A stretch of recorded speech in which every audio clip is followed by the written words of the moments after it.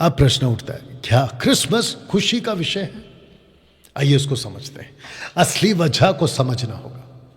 मैं आपको बताता हूं, यशायाह 53 अध्याय इथोपियन का खोजा, जो लगातार बरसों से बाइबल पढ़ रहा था, लेकिन उसकी आंख नहीं खुली कि यशायाह अपनी बात कर रहा है या मसीहा की बात कर रहा है। तो पवित्र आत्मा ने फिलिप को भेजा और कहा, जाकर उसको समझाओ कि 53वें अध्याय में प्रॉफिट आइजाया नहीं है जो उनका तरने वाला मेमना बना, वो मसीहा था जो उनका तरने वाला मेमने की तरह बना। आइए पढ़ते, जो समाचार हमें यानी जूश को दिया गया उसका किसने विश्वास किया? यहोवा का भुजबल किस पे प्रकट हुआ? क्योंकि वह उसके सामने अंकुर की नाई और ऐसी जड़ के समान उगा जो निर्जल भूमि में फूट निकले। निर्जल भूमि क्यों कह रहा है? क्योंकि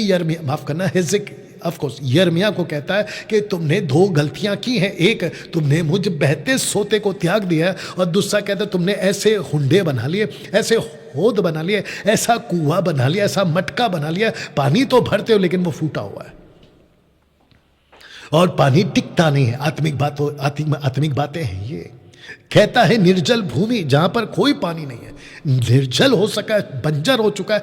यीशु ऐसी जगह पे पैदा हुआ जिसका अर्थ होता है कि यीशु जहां पैदा हुआ, ऐसे इजरायलियों के बीच में, ऐसे जूडा के कौम में जिन्होंने परमेश्वर को त्याग दिया था। ये वो कॉन्सेप्ट है। उसकी ना तो कोई सुंदरता थी, किसकी? यीशु की। ना हम उसको देखते, मतलब जूश, ना उसका रूप हमें यानी जूश को ऐसा दिखाई पड़ा कि हम उसको चाहते यानी जूश। अब बताइए, क्या यह खुशी का विषय है? एक मसीहा पैदा हो रहा है मरने के लिए, और आप लोग उसके मकसद को भूल गए। पूरा मसीह समाज और पूरे पेंटिकॉस्टल कैरिस्मेटिक पता नहीं कितने सारे ग्रुप है जो उसके क्रिसमस की असली वजह को भूल गए। बस केक और सेंटा क्लॉज और क्रिसमस ट्री और पता नहीं क्या क्या करते जा रहे हैं। मुझे एक चीज समझ में नहीं आ रही, ये कुछ 12-25 साल दरमियान में बिगड़ा हुआ है। जब हम शुरुआत में आए थे ना, तो ये सब तमाशा नहीं होता था 93 में, या ये सब 93 में तमाशा नहीं होता था। ये 20-25 साल के अंदर ही पूरा बिगड़ा हुआ है। मुझे एक चीज समझ में नहीं आती, क्रिसमस जैसे ही नहीं आया कि नाचना कूदना शुरू हो जाता है। कन्वेंशंस रखी जाती है महाराष्ट्र में, मुंबई में, चर्चों में बच्चों को लगा दिया जाता है, प्रैक्टिस करो, गाने की प्रैक्टिस करो, डांस की प्रैक्टिस करो, और ऐसे गाने बजते हैं जो बॉलीवुड वाले स्टाइल के। ऐसी मसीहत परमेश्वर के दासों ने कभी नहीं बोली थी। और फिर ऊपर से कहते हैं कि पब्लिक को अट्रैक्ट करना है। अच्छा, मैं 32 साल से मिनिस्ट्री में हूं और 20 साल से तो इनका तमाशा देख चुका। कौन से गाना गाने से, कौन से डांस करने से तुमने पूरे के पूरे गांव को और शहर को जीत लिया? अभी भी वही तमाशा चल रहा है। यीशु का जन्म मजाक नहीं था। यीशु का जन्म खुशी की बात जरूर है, लेकिन खुशी को खुशी मनाना नहीं है, खुशी की बात को समझना जरूरी है।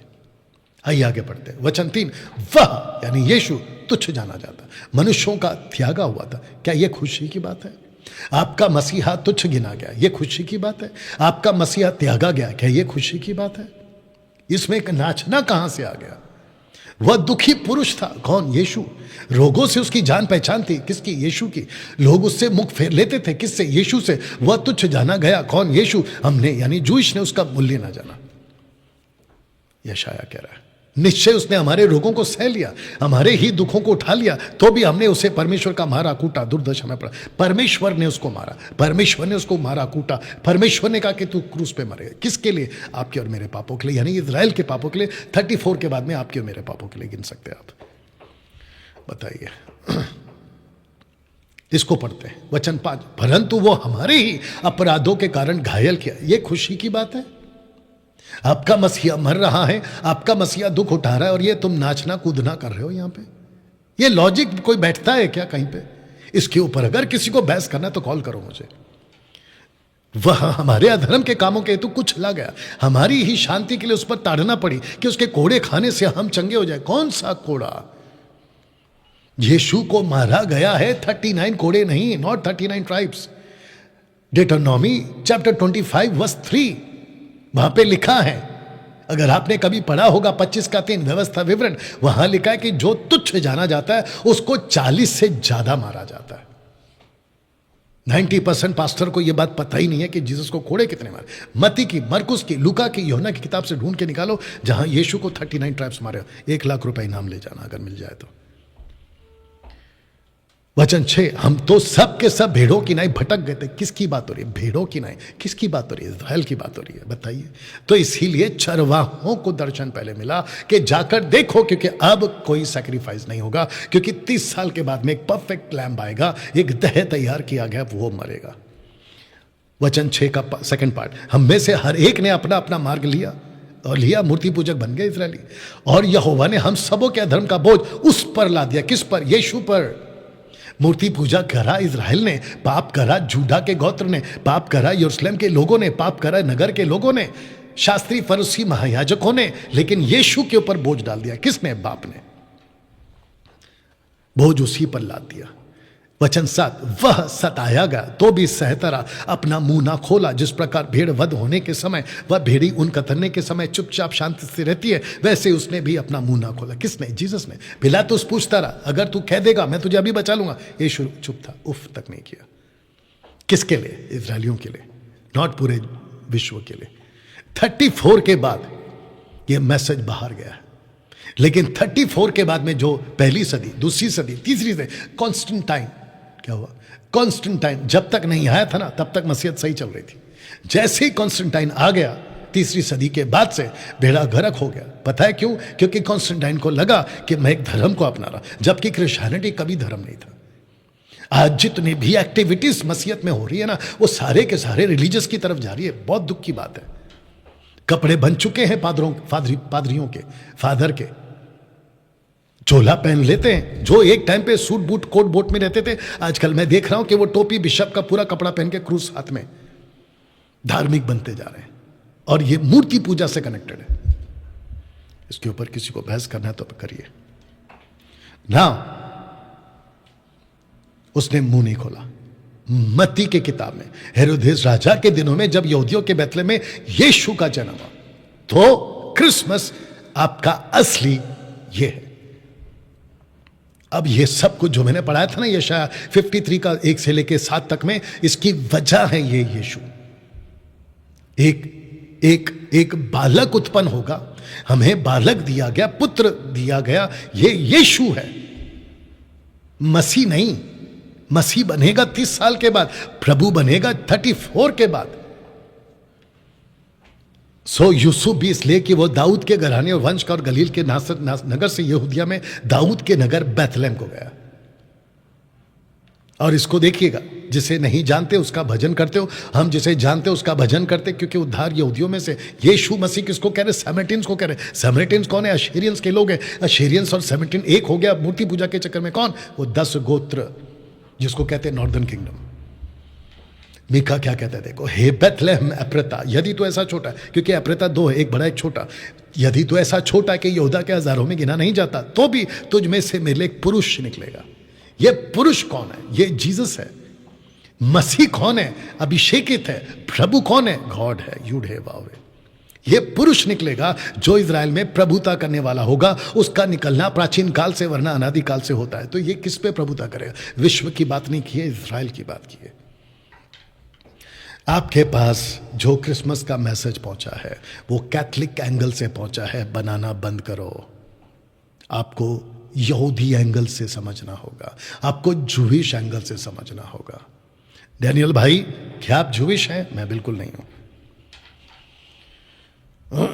क्या आप 613 कानून को फॉलो करते हैं? बिल्कुल नहीं करता। अगर कर रहा होता ना, तो मेरी जो सभा है ना, वो सैटरडे घोषित हो जाती। मैं सैटरडे संडे नहीं करता अनाउंसमेंट। साथ ही साथ मैं वो सारे के सारे 613 कानून को फॉलो कर रहा होता। मैं व्यवस्था के दायरे में नहीं हूं। मैं बात कर रहा हूं व्यवस्था के अधीन जो पैदा हुआ, मसीहा की बात कर रहा हूं। यीशु का जन्म का मकसद अगर आप नहीं समझे, आपका क्रिसमस बनाना बेकार।